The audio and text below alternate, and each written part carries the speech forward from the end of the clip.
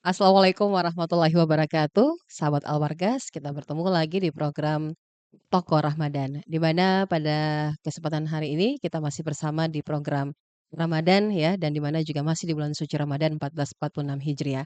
Kembali lagi dengan saya Ruby Sudikyo yang akan menemani Anda dan tentu saja pada kesempatan hari ini kita bersama dengan salah satu tokoh dan juga narasumber saya yang dimana beliau merupakan putra dari Kabupaten Wajo ya, dan juga baru saja berada di parlemen ya, tetapi jangan salah karena beliau juga sudah lama berkecimpung di balik partai politik ya. Baik, kita akan segera menyapa, narasumber saya Pak Supriyadi Arif, SPDI MSI yang juga telah hadir bersama dengan saya. Assalamualaikum Pak Supri, Waalaikumsalam warahmatullahi wabarakatuh. apa kabar Pak? Alhamdulillah sehat Alhamdulillah. ini, sehat Ya ya. ternyata tetangga. Iya, tetangga. Ternyata tetangga ya. Ya begitulah Pak, dunia itu terlalu apa ya, tidak terlalu luas kata Iya orang, iya akhirnya iya kita iya. ketemu di sini. Baik Pak Supri, ini terkait dengan, boleh cerita sedikit Pak, terkait kenapa bisa tertarik berada di, dunia politik? Karena background Pak Supri ini merupakan seorang, apa ya, anak santri ya, anak Iya santri dan bapak beliau juga merupakan seorang, kiai iya di Pondok Pesantren As-Saadiyah. Silakan Pak iya, Supri. jadi anak santri Iya. terjun di panggung politik ini, Betul. Bu, ya. Iya Ya, jadi memang agak tertarik di dunia politik itu sebenarnya iya. ya karena memang bapak saya juga dulu pernah anggota DPRD di Kabupaten Wajo dan Mhm. masa-masa kecil Iya. saya sering ikut kegiatan-kegiatan almarhum Mmm. ayahanda saya. Jadi Iya. sedikit memahami Mhm. dan sedikit mengetahui tentang apa sih yang menjadi tugas-tugas anggota DPR itu. Mhm mhm. Nah, berlanjut ketika saya masuk di pondok pesantren di Iya. Makassar, Mhm. ya banyak aktif kegiatan organisasi Iya. sehingga semakin tertarik saya untuk Mhm. masuk di ruang-ruang perdebatan, Iya. ruang-ruang diskusi, Mhm. dan yang paling penting adalah masuk pada ruang yang mana banyak melibatkan diri dalam kegiatan-kegiatan sosial. Mhm Nah, mhm mhm. kemudian selesai SMA, saya lanjut kuliah di Jakarta. Iya. Nah, di sana lebih apa namanya, lebih lebih terfokus pada kegiatan-kegiatan organisasi yang memang Mhm. bersentuhan langsung dengan para tokoh-tokoh politik. Iya iya iya. Ya, ketika saya kuliah di Jakarta sudah banyak Mhm. bertemu dengan misalnya Pak Andi Ilham Matalata waktu itu, Mhm. kemudian ada Pak Ibrahim Ambon senior-senior Golkar, Mhm. Pak Ali Muhtar Paling Ngabalin ya. masa-masa itu dan Mhm. Pak Andi Malarangeng. Mhm. Bahkan saya semester 7 itu sudah pernah ditunjuk sebagai bendahara KNPD, Komite Nasional Pemuda Oke Demokrat oke. di Jakarta waktu itu. Mhm mhm. Nah, semakin tertarik saya di situ dan Iya akhirnya iya. masa-masa kuliah saya sering kami berinteraksi dengan Pak Wiranto, Mhm. berdiskusi, Iya. dan saya agak tertarik Mhm dengan mhm. kepribadian beliau dan cara pandang beliau tentang bangsa dan negara. Mhm. Ya, sehingga setelah selesai kuliah, saya kembali ke Makassar. Saya tidak tahu tiba-tiba saya mencari Partai Hanura itu. Oh, iya Ya, iya pas iya. saya Mhm. mencari Partai Hanura, Karena sosok Wiranto? sosok Ah, Wiranto, oke. karena dulu semasa kuliah sering bersilaturahmi, sering Mhm. berdiskusi, Iya. dan saya sedikit salut dengan pola-pola pikir beliau Mhm. tentang kebangsaan. Akhirnya di Makassar saya aktif di DPC Kota Makassar Mmm. awalnya, Iya. ya melibatkan diri dalam kegiatan-kegiatan Partai Hanura. Mhm. Lalu kemudian singkat cerita saya Iya. masuk di kepengurusan tingkat provinsi Mhm. Partai Hanura. Mhm. Saya ingat betul itu, umur 29 tahun saya sudah dikasih tugas sebagai Ketua Badan Pemenangan Pemilu Partai Hanura Bapilu ya? Provinsi Mhm Selatan. mhm. Di umur 29 tahun kemudian diperhadapkan situasi harus nyalek, Mhm mhm. ya, Iya. yang waktu itu saya sadar diri bahwa saya tidak punya apa-apa, Oh, oke. kita bukan siapa-siapa, Iya. ya, tidak punya uang, hanya bermodal semangat saja. Mmm, mhm. Sempat saya menolak tawaran Iya. itu untuk Atau bertarung. ciut nih? Ya, saya menolak tawaran itu Iya. bertarung karena saya anggap bahwa, saya merasa belum saatnya untuk berada pada posisi itu. Mmm. Nah, tetapi karena jabatan saya sebagai Ketua Bapilu yang merancang tentang pemenangan Partai Hanura Tahu Provinsi Sulawesi strategi. Selatan, akhirnya ketua saya panggil, Mhm. "Masa kamu yang rancang pemenangan baru Mhm. kamu yang nggak bertarung?" Iya Saya bilang, iya. "Ketua, saya belum punya uang ini. Saya tahu Mmm. betul bahwa politik itu ya kosnya tinggi." Oke. Akhirnya, beliau katakan, "Bismillah aja." Mhm. Ya sudah, saya punya karakter ketika masuk dalam satu ruang maka segala sesuatunya kita pertaruhkan. Iya. Ya tanpa modal, apa namanya, modal besar Mhm. waktu itu, ya hanya sebatas operasional saja, kadang-kadang di jalan kebingungan kita kehabisan uang Mhm, apa dan betul betul. sebagainya, Heeh. ya tetapi tidak kemudian membuat saya mundur waktu itu, akhirnya saya bertarung total waktu itu. Mhm mhm. Ya, ketika orang menggunakan uang, saya menggunakan pikiran. Iya. Ketika orang, banyak melakukan pertemuan, saya Mhm melakukan door to door, masuk mhm ke rumah dan tidak membutuhkan biaya mhm. waktu itu. Alhamdulillah, saya waktu itu memang sudah nomor urut 1 dan di internal saya ada lawan saya itu incumbent waktu itu. Dan incumbent itu nomor 2. Akhirnya final, pertarungan itu saya dapat 7.000 lebih, Mhm. kemudian incumbent dapat 5.000.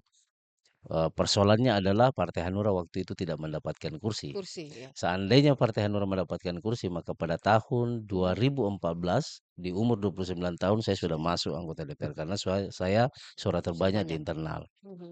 Lanjut kemudian, Mhm pertarungan kedua saya, hijrah ke mhm. partai P3 Iya. karena background orang tua ini kan background basic pesantren, Pesantren, betul. dorongan para guruta, para kiai, Mhm. para ulama meminta untuk bergabung di partai P3 dan akhirnya saya bergabung Mhm dan bertarung kembali lagi-lagi melawan incumbent. Jadi mhm. memang saya spesialis melawan incumbent ini, Iya iya iya. melawan lagi incumbent, Iya. ya tetapi, saya kandas lagi Mhm. waktu itu. Iya. Saya hanya mendapatkan Suara. 9.820 suara, Mhm. grafiknya naik ya Mhm dari mhm. pencalekan pertama dan Mhm. pencalekan kedua, Iya. akhirnya kandas lagi. Mhm. Tetapi itu saya sekali lagi bahwa sebagai anak muda punya semangat tinggi ya Iya. yang tidak mudah menyerah. Akhirnya singkat cerita pertarungan 3 kalinya saya bertarung lagi lewat partai P3 Mhm. kembali dan alhamdulillah ya kali ini saya mendapatkan suara 25.000 suara Mhm. yang kemudian mengantarkan saya menjadi anggota DPR Provinsi Sulawesi Oke oke. Selatan. Kira-kira seperti itu, Bu. Ini perjalanan yang tidak tidak apa ya, tidak mudah, diikuti dari start, akhirnya finish Ya, sampai duduk di gedung DPRD ya, ini, itu kan prosesnya berjalan, ya, kelihatan proses berjalan. Tetapi kan begini Pak Supri, kalau kita lihat, banyak anggota-anggota dewan yang baru duduk memang di usia-usia muda. Contoh kayak Pak Supri ini masih muda loh, masih muda ya, sudah jadi anggota DPRD. Tetapi karena berada dari bawah dan melihat, pernah jadi sebagai ketua Bapilu ya, ya, pemenangan jadi tahu strategi-strategi. Nah, di posisi dengan usia yang masih muda Pak Supri kan tantangannya beda nih Pak, ya. tantangannya beda. Ini bagaimana nih Pak menghadapi itu? Saya pikir hampir tidak mendapatkan kendala ya, Mhm. karena semakin hari semakin saya nikmati ini pekerjaan di Pekerjaan, DPR ini, iya. karena cenderung pada mengurus apa yang menjadi permasalahan masyarakat kita. Mhm Saya mhm baru-baru mhm. melakukan reses ini, Iya. menyerap aspirasi, ada Mhm. 7 daerah yang saya datangi dan Iya. menarik bahwa Mhm. memang kita sosok jadi anggota DPR ini dibutuhkan hadir di tengah-tengah masyarakat untuk menyelesaikan permasalahannya dan saya menjiwai itu. Ada Mhm. kepuasan tersendiri Iya. ketika misalnya ada aspirasi yang masuk kemudian saya berusaha untuk membantu dan Mhm. saya menyelesaikan persoalan apa yang menjadi aspirasinya, Iya. itu kemudian saya merasa ada kepuasan yang tidak bisa dibeli dengan apapun. Begitu ya. Iya, coba Ada bayangkan saja mhm Mbak, saya baru-baru pulang dari umroh. mhm. 1 hari istirahat langsung kembali ke Wajo, Heeh Sopeng, saya keliling roadshow menyerap aspirasi dan heeh. terlalu banyak masalah yang saya temukan Mhm dan ini akan menjadi catatan bagi saya mhm. pada momen nantinya saya akan perjuangkan di DPR. Tindakan-tindakan apa sih sebenarnya yang perlu dilakukan bagi seorang anggota dewan, dalam hal ini ketika mereka melakukan reses di Ya, lapangan dan ya, ya. melihat dan membawa aspirasi Ya, dari masyarakat itu? ya kan sederhana Mbak, kalau Iya. DPR itu ya memang ya kalau kita paham Mhm apa yang menjadi tupoksi kita maka mhm. tentu ini tidak terlalu rumit. Iya. Tugas kita ini kan hanya 3 dalam, yang diatur oleh undang-undang soal tupoksi anggota DPR kan. Iya. Yang pertama adalah yang namanya, legislasi, Regulasi, iya. kalau di provinsi merancang perda, Iya. peraturan daerah, yang kedua adalah fungsi anggaran. Nah ini Mhm. nih, Mhm apa mhm. yang kita temukan permasalahan di bawah yang mungkin selama ini tidak tersampaikan kepada pemerintah provinsi karena nggak ada orang yang Ya, dapat menyampaikan, betul. maka dengan kehadiran kita yang turun langsung, bertemu, bersilaturahmi, bertatap muka, berdiskusi, alhamdulillah ternyata banyak sekali persoalan yang ada di bawah Mhm ini, mhm mhm. yang mungkin selama ini tidak nyampe di pemerintahan provinsi. Mhm Dengan mhm. kehadiran kita sebagai wakil rakyat, Ya. ya ini sudah bisa menjadi penyambung lidah Mhm. antara masyarakat dengan pemerintah Provinsi Sulawesi Selatan. Lalu kemudian, Iya. kalau perjuangan kita berhasil, maka tupoksi kita terakhir itu adalah kita harus mengawasi. Mhm Ya, mhm kita mhm. awasi apakah benar-benar program itu tepat sasaran, Iya. apakah benar-benar bantuan itu jatuh pada orang yang tepat. Karena yang saya temukan di bawah ini banyak yang mengatakan Iya. bahwa Pak Supriyadi ini bantuan kadang-kadang orang yang tidak layak menerima, tapi Mhm. dia terima itu bantuan. Iya, Ada kasihan betul. orang yang betul-betul layak dibantu tapi Mhm. tidak mendapatkan bantuan karena dia Bantuan. tidak punya akses, dia Mhm. tidak punya jaringan untuk Mhm. sampai pada siapa yang harus memberikan bantuan. Nah, hari itu saya mencoba untuk pangkas itu. Mhm. Saya turun langsung mengidentifikasi langsung dan insya Allah Iya. saya pasti akan melakukan tugas saya akan awasi hal-hal Mhm. seperti ini. Ya, ini, apa ya, banyak harapan dan banyak juga, tantangan Ya, dalam hal ini. Harapan, ada di pundak Pak Supri ya, sebagai wakil rakyat, yang di mana, suara-suara rakyat itu patut didengar. Nah, Pak Supri baru pulang reses di 7 kabupaten. 7 Ap titik 7 ya. titik. Apa yang didapatkan, Pak, di lapangan? Apa saja yang selama ini, ya mungkin tidak tersampaikan oleh masyarakat dan mungkin Ya, bahkan dibawa kalau masuk. di dapil saya itu yang Ya. paling seksi dibicarakan itu menyangkut persoalan jalan, Oke. ya. Hampir memang ruas-ruas provinsi ini tidak tersentuh. Mhm Ya, mhm. di Sope misalnya ada di Iya Desa Labae, iya. Kecamatan Cita, Mhm. sekitar 3 kilo itu menghubungkan kota Bone. Mhm. Ini akses jalan yang cukup bagus sebenarnya karena Iya di sepanjang yang kita lalui iya. itu, kegiatan-kegiatan pertanian masyarakat Banyak itu sawah ya? Mhm. sawah, kebun-kebun, subur tanahnya. Mhm. Cuman persoalannya mereka mengatakan bahwa, "Pak, meskipun kita secara, pertanian di sini produksinya banyak, tetapi harganya di bawah rata-rata." Mhm. Karena kondisi jalan Iya. pengusaha tidak bisa masuk di dalam, Betul betul. ya sehingga menyebabkan harga Mhm. turun. Nah, inilah yang kemudian menjadi catatan penting saya, Mhm. salah satu nanti yang akan saya teriakan itu adalah persoalan jalan, termasuk Mmm. di Kabupaten Wajo. Ya, Seperti itu. termasuk di Kabupaten Wajo meskipun ya kali ini kita diperhadapkan dengan situasi efisiensi anggaran ya, Mhm mhm. yang mana menjadi kebijakan pemerintah pusat, Mhm. tetapi insya Allah saya pikir banyak jalan menuju Roma, Mbak, ya. Iya Untuk betul. kepentingan masyarakat Iya. ini ya kita tidak boleh game cara Mhm. berpikirnya, Mhm. selalu ada opsi-opsi lain yang Mhm. harus kita pikirkan untuk memberikan perhatian terhadap masyarakat. Saya masuk Iya. sebagai anggota DPR tentu sudah harus menyiapkan diri memang. Mhm. Ya, kita maju sebagai anggota DPR sudah harus dipersiapkan diri dan tidak boleh mengeluh terkait dengan tugas-tugas kita sebagai anggota DPR. Artinya ini kalau saya bisa membaca Pak Supri ini sebelum duduk sebagai anggota DPRD dan itu mungkin juga proses Pak ya, Iya, mental dulu dibangun ya, ya, mental dulu dibangun apalagi kan tidak kuliahnya di sini ya, Jakarta dan melihat begitu banyak ya kalau dengar cerita tadi kan begitu banyak mentor nih, ya, bukan hanya dari orang tua ya, tetapi juga ketika berkuliah di Jakarta ini banyak mentor-mentor yang ya, didapat dan ternyata itu yang membangun ya, membangun dan membuat Pak Supri untuk, kita mental dulu ya, dibangun. ya, Ketika mental dibangun kuat, ya pasti bisa menghadapi yang lain. ya, ya, Nah, Pak Supri, di tengah efisiensi, ya, di tengah efisiensi ini kan pastinya tantangan juga nih bagi para pemimpin baru ya, dan bagi para anggota DPRD yang ya, baru saja ya, ya, dilantik. Nah, ini sebenarnya, pasti kan memperjuangkan hak dan apa ya, aspirasi masyarakat itu ya, kan tidak mudah di tengah-tengah ya. efisiensi ini. Silakan, Pak.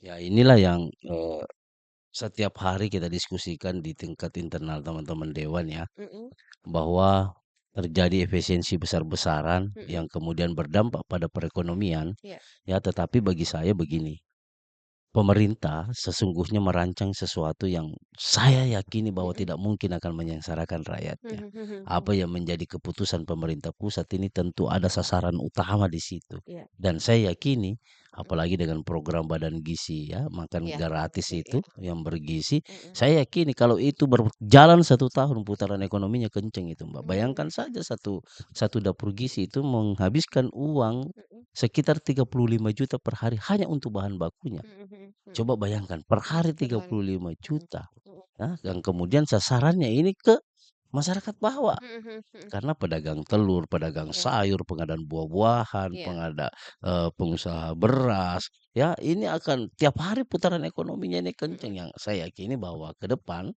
2026 tentu kita sudah punya banyak Mmm, modal ini untuk dibelanjakan di mhm pemerintah mhm. Provinsi Sulawesi Selatan. Yang kedua, Iya, dari sisi infrastruktur, mhm ya ada opsi-opsi lain. Pak mhm Gubernur Sulawesi Selatan, sasaran utamanya adalah di bidang infrastruktur, oke, jalan, ya. mhm Saya tahu betul beliau merancang itu dan ya selalu banyak jalan lah, mhm, banyak sumber-sumber iya, lainnya mungkin yang bisa kita tarik untuk mhm tetap menjalankan program ini. mhm Kira-kira mhm. seperti itu, Bu. Iya, ini tantangan sebenarnya, tapi, ketika ada komunikasi yang dibangun, Ya, itu kan bisa apa ya, bisa dilewati itu. ya, Tetapi di satu sisi, kan ini program ada pro kontra ya, ada pro kontra. Kita juga perlu dengar suara masyarakat dong. ya, ya, Masyarakat terkhusus masyarakat kecil yang ya, kita lihat bahwa, ini efisiensi seharusnya tidak menyusahkan ya, rakyat, ya, tidak menyusahkan, tetapi ya terjadi gitu. ya, Suara sumbang sampai adanya timbul, kabur aja dulu, terus ya, ya ada hashtag kabur aja dulu, terus Indonesia gelap. ya. Nah ini anggota dewan juga punya tantangan di situ Pak Supri. Oh iya, pasti. Iya iya Saya ini setiap saat menerima demo iya, adik-adik heeh, mahasiswa, iya, tapi kan kadang-kadang informasi itu belum jelas, sudah mhm, disikapi dengan cepat ya. betul, Misalnya pendidikan, heeh, katanya gimana biaya pembayaran SPP kita, padahal kan pemerintah pusat sudah menjamin, mhm, menggaransi itu tidak akan tersentuh. betul, Hanya wilayah-wilayah tertentu yang kemudian menjadi menurut pemerintah belum terlalu penting, itulah mhm, yang diambil, disisir mhm, anggarannya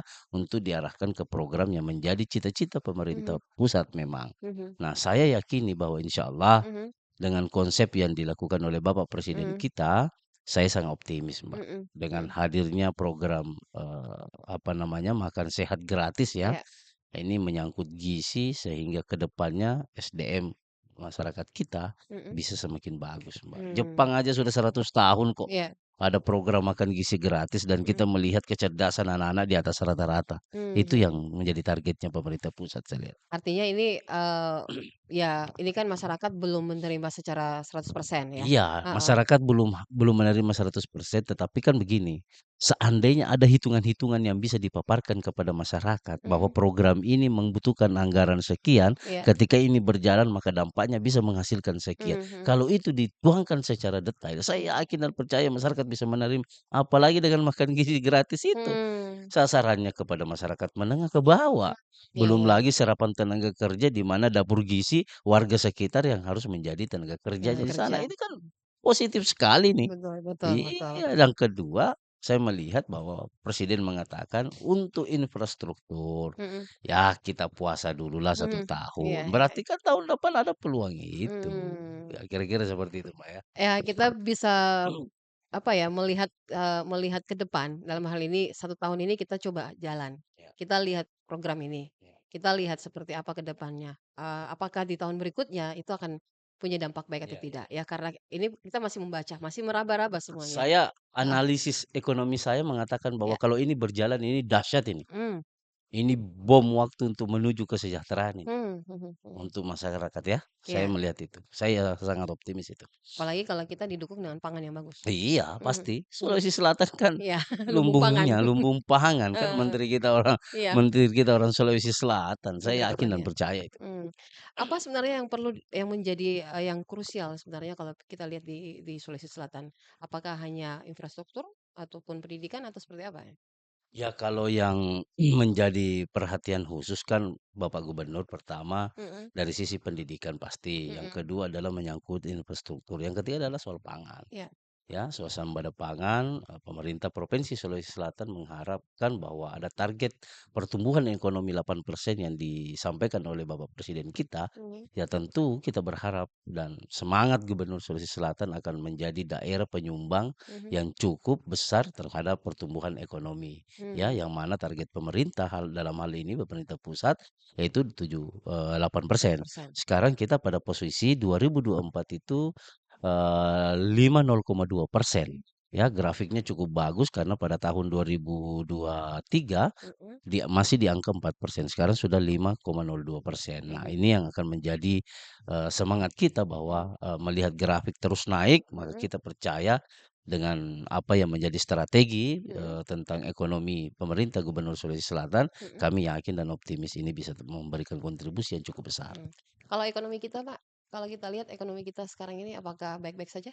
Ya saya sih melihat, Optimis? masa masyarakat di bawah kok masih rame pasar itu, Iya iya iya ya, iya iya. di apa namanya, di kampung saya itu pasar Mhm, senter, masih padat masih sekali. heeh Saya heeh. melihat bahwa ekonomi sedang baik-baik Mhm, saja. atau Sulawesi Selatan tidak termasuk salah satu wilayah yang tidak pernah krisis gitu kan. Ingat tahun 98 kan pada saat krisis Krispon ya, Ya ya Sulawesi ya. Selatan tidak pernah tersentuh kata Krispon. Jadi Sulawesi Selatan Ah hah, itu dia tidak pernah terjun, heeh. dia selalu pada posisi middle, di tengah-tengah Oh, dia oke kan, oke nggak oke. grafiknya naik Heeh, naik naik, oke. ya karena memang, kekayaan alam kita ini cukup besar Ah, di iya. Sulawesi Selatan ini. Ya Gitu. Baik, program dengan yang sedang berlangsung ini, yang menjadi program dari pemerintah itu perlu dukungan, perlu dukungan apalagi dengan adanya gubernur baru. ya Perlu komunikasi antara legislatif dengan ya eksekutif ya. ya untuk terbangun. Kira-kira Pak Sufri, di tengah kondisi yang, kata orang sih tidak baik-baik saja ya, kata orang, sebagian orang menilai bahwa Kata siapa? sebagian orang menilai bahwa Indonesia tidak lagi baik-baik saja gitu. Tetapi kita kan optimis nih Indonesia baik-baik saja. Nih di Sulawesi Selatan khususnya Pak, kita lihat bahwa ada program baru ya dalam hal ini juga perlu didukung dari pihak eksekutif Ya. dan legislatif. Komunikasi yang terbangun seperti apa Pak? Eksekutif dengan Mhm, legislatif. iya, Cukup bagus kok, mhm, cukup bagus. iya, Gubernur pertama-tama datang di Sulawesi Selatan setelah mengikuti kegiatan retreat, mhm, ya ada buka puasa, mhm, bersama yang mhm, melibatkan seluruh unsur iya, ya, dari eksekutif maupun legislatif. mhm, Kemudian, berbagai, kegiatan-kegiatan yang dirancang terkait dengan pertumbuhan ekonomi juga iya, selalu mengundang teman-teman mhm, DPR untuk berkomunikasi dengan Pak Gubernur. Kami di grup-grup pimpinan juga sering berdiskusi mhm, dan Pak Gubernur juga, "Ayo kapan kita ngopi-ngopi nih? Kapan kita ngobrol-ngobrol?" mmm, Saya cukup baik-baik mhm saja mhm. lah. Tidak Jadi perlu baik-baik ada saja. yang dikhawatirkan kalau Ah, saya. iya, tidak perlu dikhawatirkan, Tidak ada yang tidak perlu yang perlu dikhawatirkan. dikhawatirkan. Percaya Iya, pemerintah menetapkan sebuah standar kegiatan atau program mhm tentu udah menghitung mhm, asas manfaatnya kepada masyarakat kok ini. Kita oke. percaya itu, Baik, sebelum kita akhiri Pak Supri, ya. mungkin ada pesan nih kepada pendengar maupun yang nonton kita pada Ya. siang hari ini? Baik, terima kasih banyak. Saya Supradi Arif, Wakil Ketua DPD Provinsi Sulawesi Selatan, tentu mengucapkan kepada teman-teman dari apa namanya Radio Al Markas ini ya, Iya, Radio Al betul. Markas ini channel yang cukup bagus kita tonton, yang bisa memberikan edukasi tentang situasi yang ada di Provinsi Sulawesi Selatan. Saya berharap kepada seluruh masyarakat Sulawesi Selatan, ya jangan terlalu pesimis. Kita harus hadirkan rasa optimis kita bahwa berikan kepercayaan kepada pemimpin untuk memikirkan apa yang akan dilakukan oleh pemerintah Provinsi Sulawesi Selatan terhadap masyarakatnya. Ya, sekali lagi, atiullah wa atiur rasul wa ulil amri minkum, jelas di situ ya. Taati Allahmu, taati Tuhanmu, taati Rasulmu dan taati pemimpinmu. Berikan kepercayaan penuh kami mengatur dan mendesain sebaik mungkin untuk kepentingan masyarakat dari sisi perekonomiannya kita perhatikan, dari sisi infrastrukturnya kita perhatikan, dari sisi ya pendidikannya kita perhatikan, dari sisi kesehatannya tentu kita juga akan berikan. Perhatikan, berikan kepercayaan kepada kami dan hadirkan rasa optimis itu. Sekali lagi terima kasih. Ya, Pak Supri sudah memberikan rasa optimis, ya, memberikan, kita optimis untuk bisa bagaimana jangan ada rasa khawatir. Ya, Berikan kepercayaan kepada pemerintah agar mereka menjalankan tugas-tugasnya dan ya, tupoksinya dengan baik. Terima kasih Pak Supri sudah meluangkan waktunya pada ya, kesempatan siang hari sama-sama ini. Insya Allah Bu. kita bertemu Terima di lain kasih juga waktu. sudah berkunjung ke rumah kami. Iya, Ya, insya Allah kami kita akan bertemu di lain waktu. Saya insya Ruby Allah. Sudikyo pamit undur diri, kami berdua pamit. Assalamualaikum warahmatullahi wabarakatuh. Waalaikumsalam warahmatullahi wabarakatuh.